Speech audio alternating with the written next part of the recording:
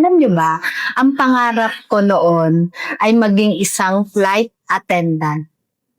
Kaya pumasok ako dito sa Lyceum at ang course ko, ang una kong course ay foreign service. Tapos nag-ship ako ng tourism. Kasi sabi ko, parang baka mas mabilis kapag tourism. Pero biruin nyo, no? Ang ginawa ng Panginoon, hindi ako nagsilbi sa loob ng aeroplano. Ang pinagsilbihan ko, yung ating distrito, di ba? Hindi man ako nakapagsilbi sa aeroplano. Nakapagsilbi naman ako sa distrito. Although ngayon, wala tayo sa posisyon, ay tuloy-tuloy tayo hanggat kaya natin, di ba? O, di ba napaka-mahiwaga, ang daming plot twist, kasi biruin mo ang pangarap mo, eto, pero iba pala yung ibibigay sa'yo ng Panginoon. Di ba?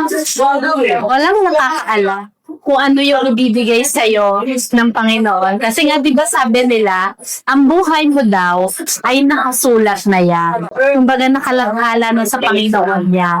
Minsan nahihiwalay tayo, pero ibinabalik ka ng Panginoon kung saan ka dapat.